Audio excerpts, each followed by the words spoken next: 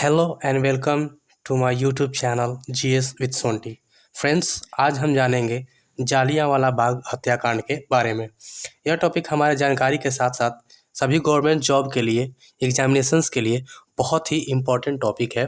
इसमें से बहुत ही प्रश्न पूछे जाते हैं और ज़्यादातर एग्जाम्स में ये प्रश्न पूछे जाते हैं। ठीक है, तो आज उसी कुछ पॉइंट्स के बारे में जानेंगे जो एग्ज़ाम के थ्रू बहुत ही वैल्यूएबल पॉइंट्स है और बहुत ही इम्पोर्टेंट क्वेश्चन इससे आते हैं। तो यह हमारे इतिहास में एक घटना है जो जारे पंजाब के अमृतसर में हुआ था। यह आज़ादी की लड़ाई के समय में ही इस घटना हुआ था। तो आज चलिए जानते हैं जालियांवाला बाग हत्याकांड के बारे में। ठीक है, तो जालियांवाला बाग हत्याकांड, ये जालियांवाला बाग हत्याकांड है वो कब हुआ था? तो 13 अप्रैल 1919 को। कब हुआ था? 13 अप्रैल 1919 को यह जालियांवाला हत्याकांड हुआ था। ठीक है, कब हुआ था? तो 13 अप्रैल 1919 आपने देख लिया। ठीक है, ये कहाँ हुआ था? तो अमृतसर। अमृतसर कहाँ में पड़ता है? तो ये पंजाब में पड़ता है। ठीक है, यानी जालियांवाला बाग हत्याकांड अमृतसर पंजाब में हुआ था। ठीक है, अब जो जालियांवाला बाग हत्याकांड हुआ था तो आखिर एक जगह था जालियांवाला बाग, क्योंकि एक बाग का इसमें मेंशन है कि सिर्फ एक बाग था। ठीक है, वो बहुत बड़ा एरिया में था, वो बाग था। तो जालियांवाला बाग जो था एक निजी व्यक्ति का था। किसका था? एक निजी व्यक्ति का था। ये जो जालियांवाला बाग है यह एक निजी व्यक्ति का था जिसका नाम था जल्ली। ठीक है, मतलब जिस व्यक्ति का यह जगह था, निजी व्यक्ति का जगह था, उसका नाम था जल्ली। तो इसीलिए जालियांवाला बाग भी शायद हो सकता है इसका कोई कारण हो।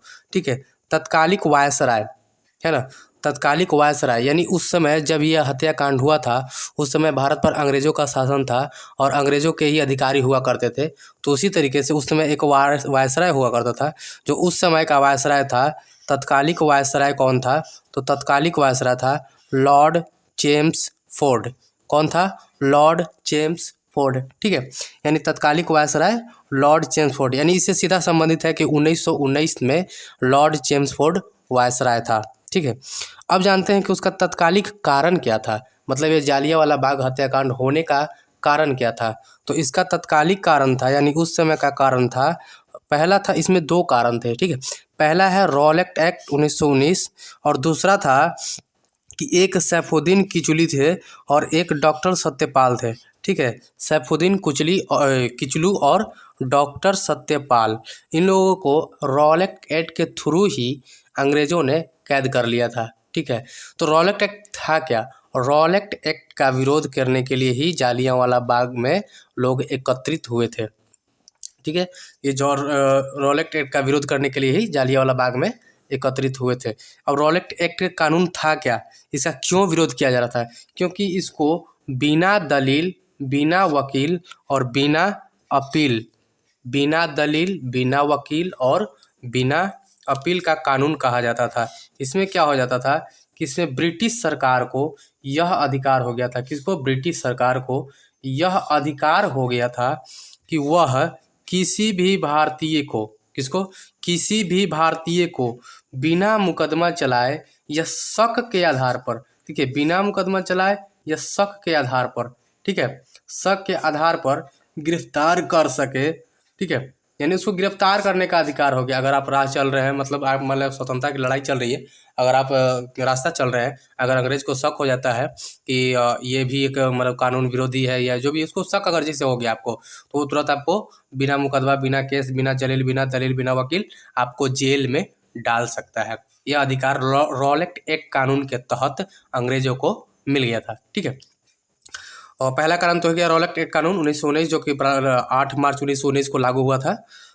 इसी में क्या हुआ ये भी जान गए कि बिना दलील, बिना वकील और बिना अपील, ठीक है, इसका कानून कहा जाता था।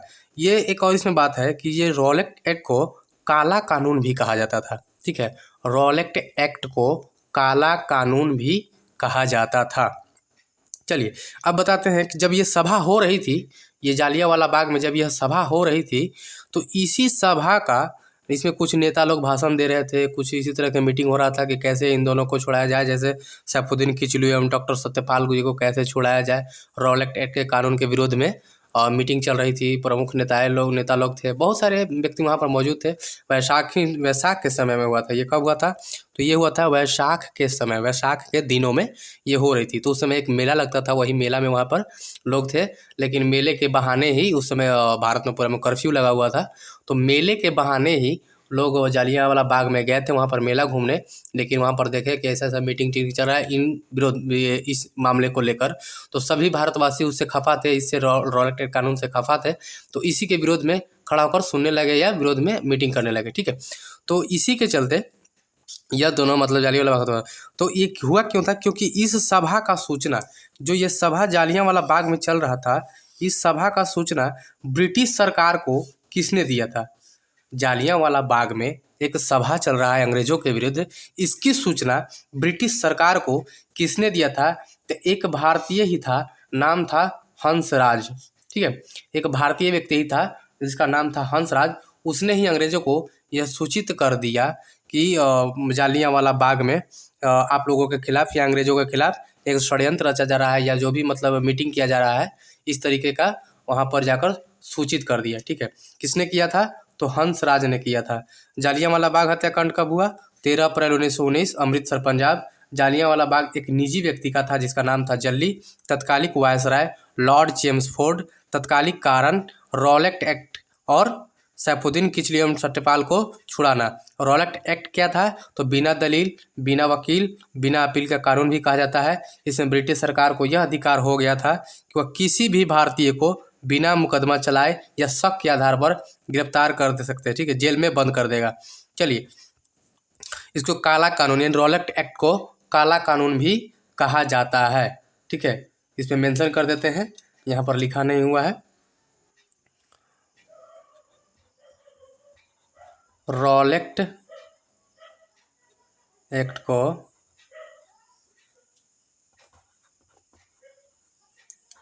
काला कानून कहा जाता है। काला कानून कहा जाता है। चलिए, इसको ध्यान में रखेंगे, है ना। यानी रॉलेट एक्ट को काला कानून कहा जाता है, इसको ध्यान में रखेंगे। ठीक है, चलिए अगला है कि इस सभा का सूचना ब्रिटिश सरकार को किसने दिया?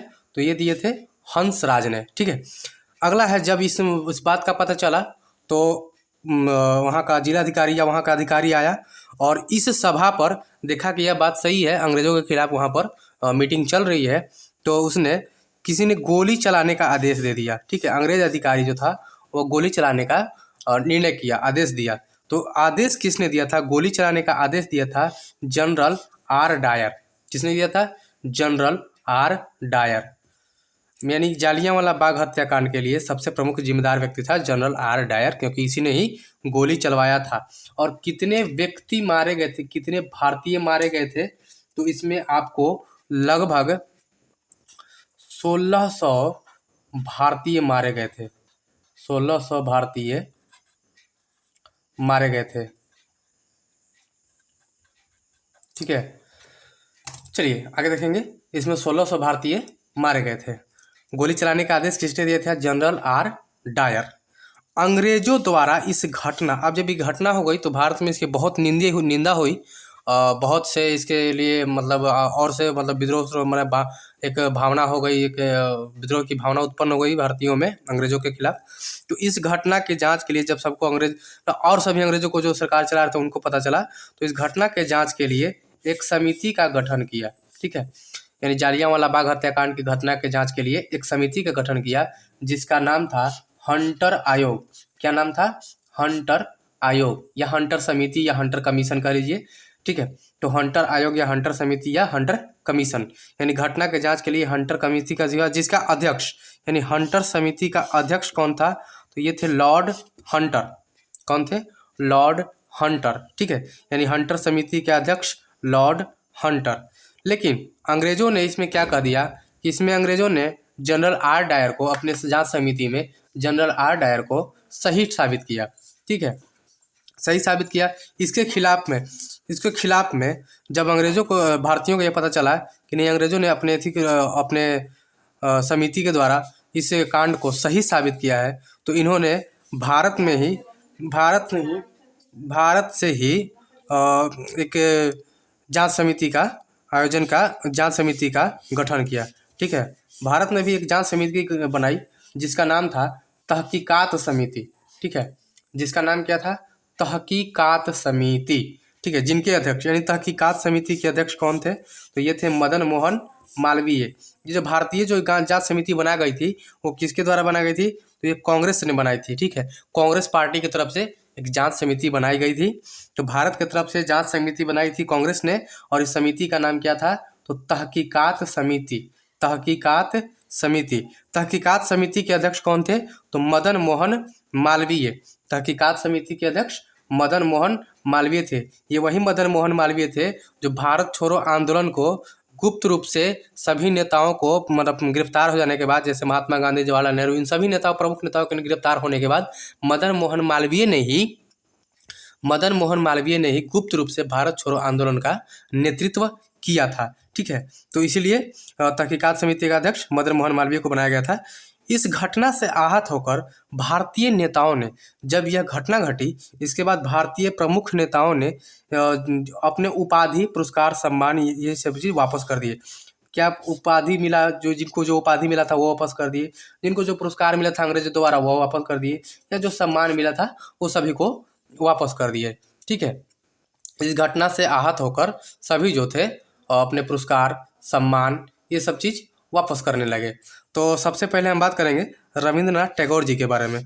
तो रविंद्रनाथ टैगोर जी थे वो नाइटहुड की उपाधि को वापस किए थे। किसकी उपाधि वापस किए थे? तो रविंद्रनाथ टैगोर जी ने नाइटहुड की उनकी उपाधि दी गई थी महारानी एलिजाबेथ के द्वारा।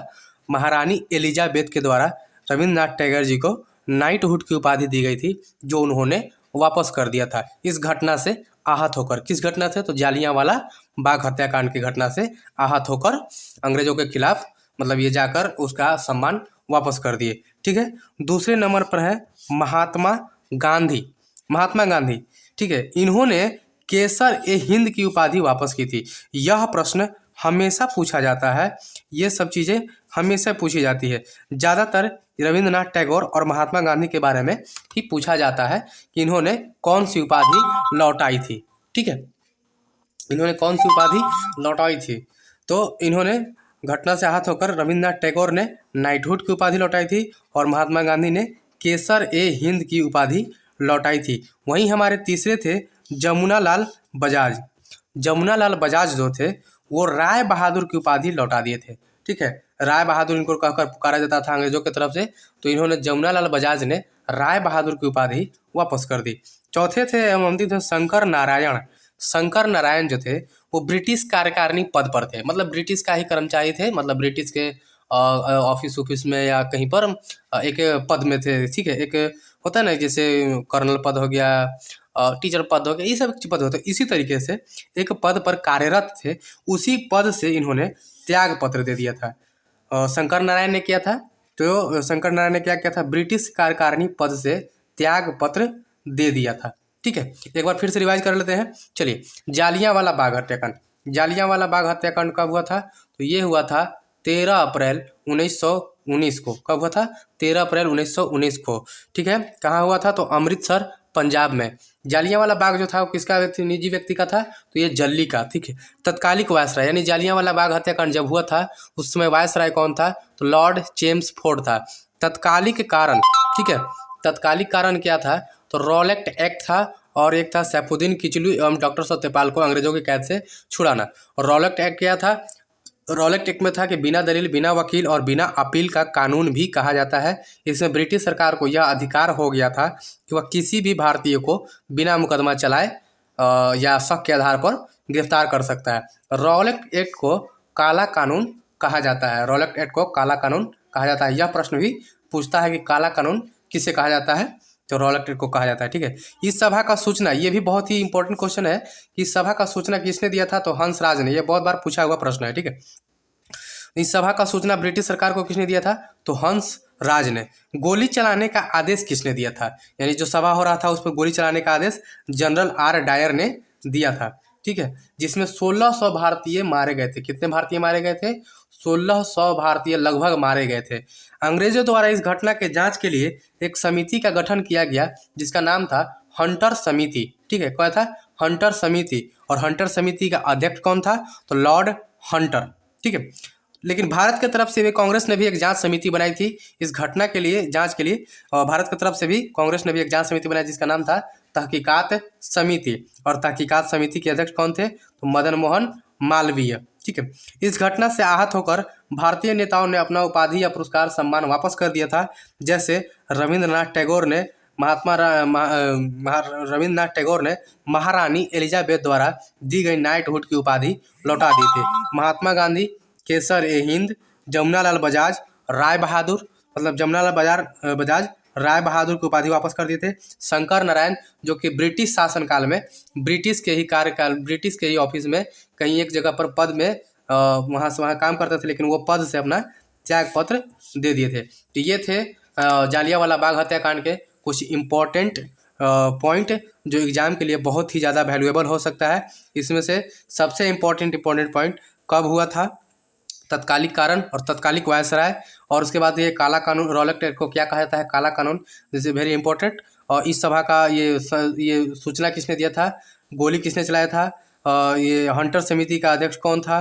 कौन सा ये हुआ था? इसमें लगभग सभी जो है वो महत्वपूर्ण प्रश्न है। तो इसको एक बार अच्छे से पढ़ लेंगे, ध्यान से सुन लेंगे और उसके बाद एग्जाम में जाएंगे। मेरा विश्वास है कि 90% चांस है कि इसमें आप एक भी प्रश्न छोड़कर नहीं आएंगे, ये मेरा वादा है। ठीक है, अब मिलते हैं अगले वीडियो में। इसके अब आज के लिए बस इतना ही। धन्यवाद, थैंक यू। अगर अच्छा लगा हो तो चैनल को सब्सक्राइब करें, लाइक करें एंड शेयर करें। Thank you.